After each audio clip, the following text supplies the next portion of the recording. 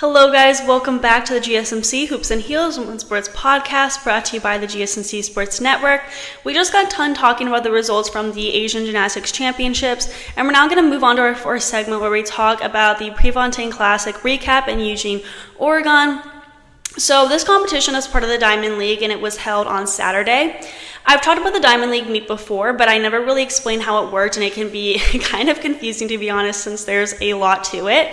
So since being introduced in 2010, the Diamond League has been providing elite track and field athletes the opportunity to compete against the best of the best while earning prestigious titles, prize money, and global attention. In order to become one of the league's premier competitors and really cash in, however, athletes must commit themselves to an invitation-only 15 event schedule and perform well on a near-weekly basis from April through September. At each of the 14 one-day events, athletes compete in 16 disciplines, with the top performers across the season qualifying for the final event. At the first 14 meets, the top 8 finishers in each discipline are awarded points. The winner gets 8 points, the runner-up receives 7 points, third place takes 6 points, and so on, with the number 8 finisher taking 1 point. After 14 events, accumulated points are tallied.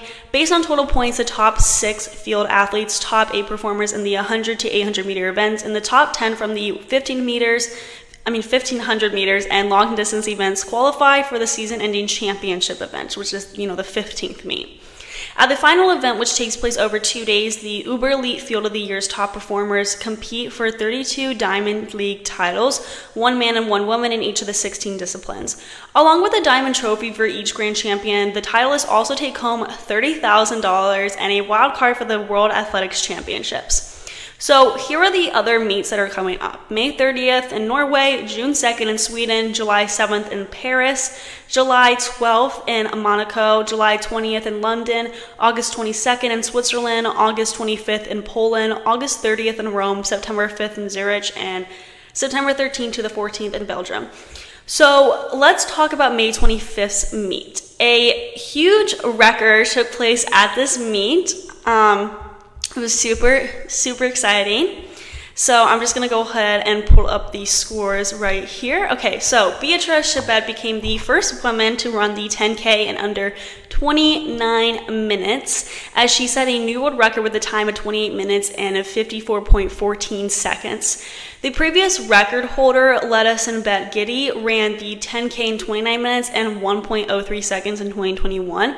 Chebet is from Kenya, and she really made headlines with this huge accomplishment. Since we already talked about the 10K, let's talk about who placed second and third. Gudaf Sige from Ethiopia placed second with a time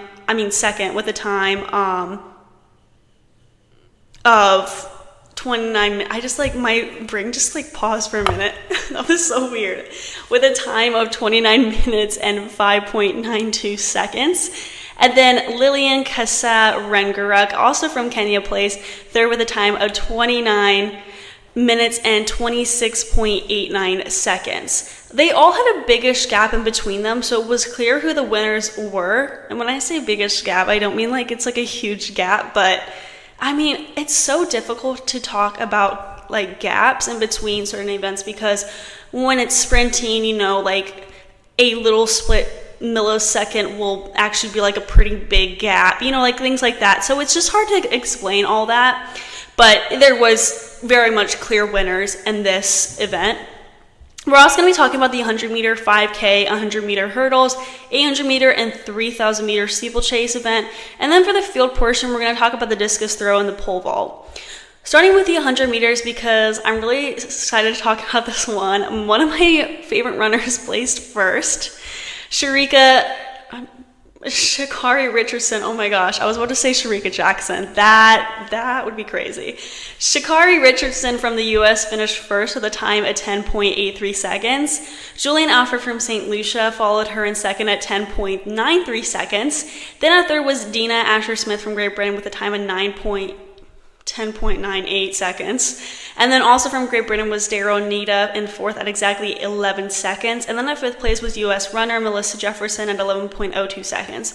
Twanisha Terry and Brittany Brown from the US did pretty good, placing in 7th and 9th place. So, there was very much close competition in this event for sure. In the 5K, runners from Ethiopia dominated the top 5. It was pretty much insane. They literally covered all top 5 positions. Sigi Gabrielis, I'm so sorry guys, I'm so bad at pronouncing names. Sigi Gabe El Silama, Igayute, Freewinu Hailu, Anatis Mibradu, and Burke Hailom finished in the top 5.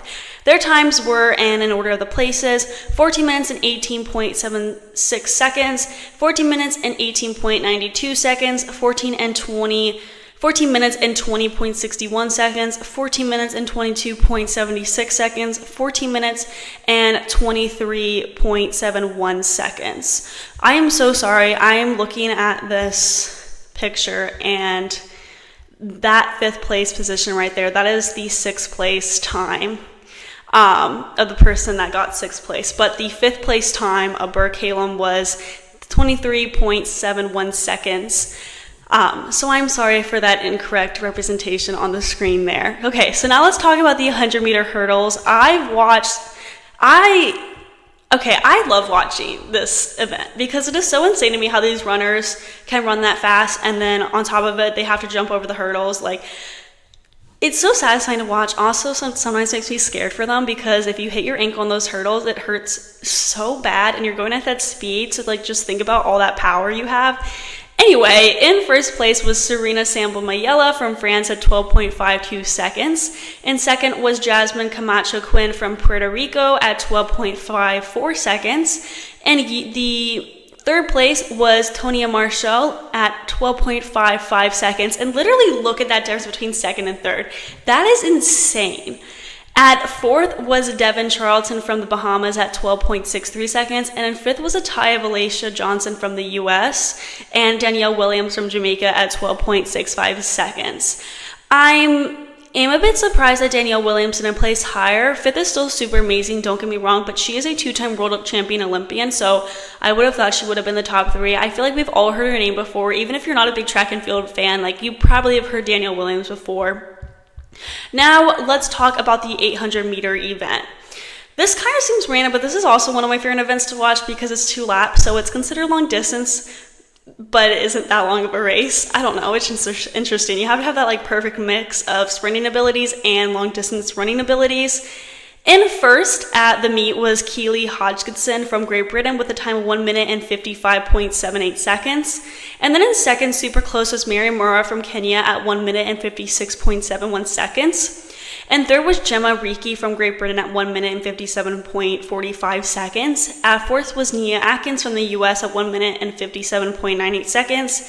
She was literally right behind the third place spot also, which is so insane how close these competitions can get in a long distance. That is super duper close.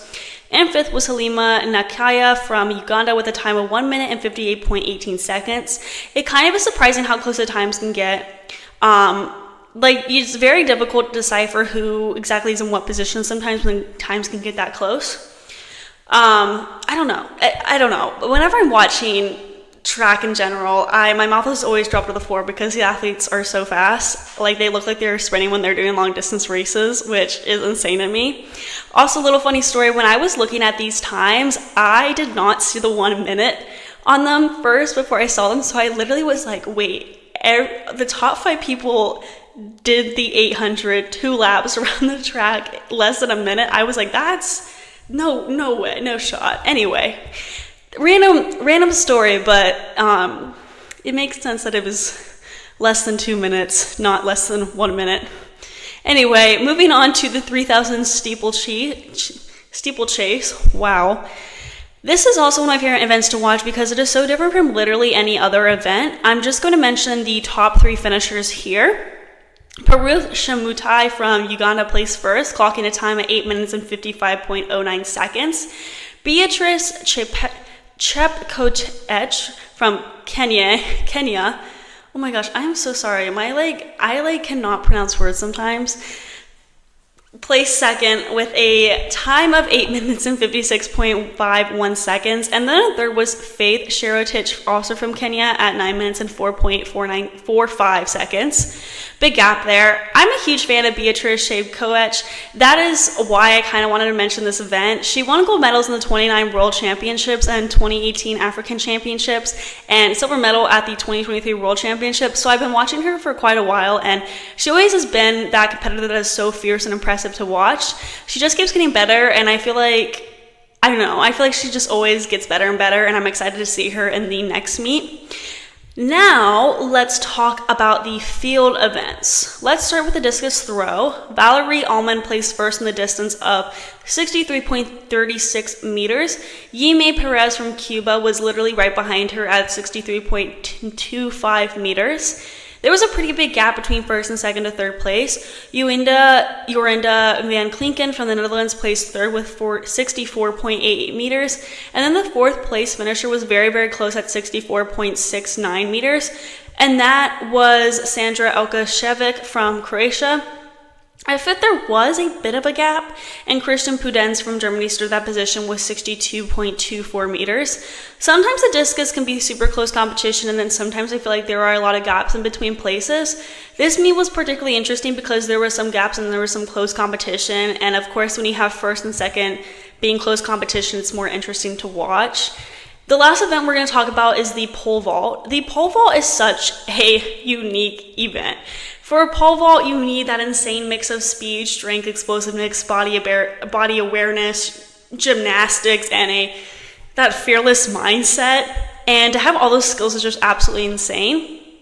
At first was Emily Grew from the US, which was not a surprise to me. She has always been dominating at pole vault. I feel like she reached 4.63 meters.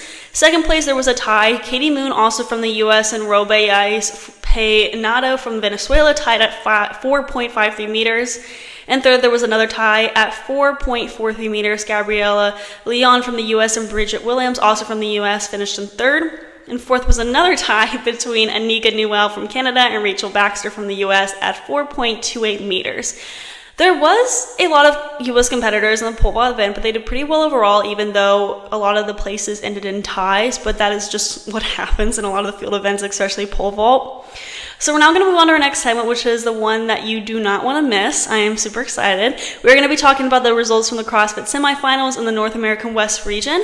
Before we get into that, we are going to be taking a short break, so I will see you guys very soon.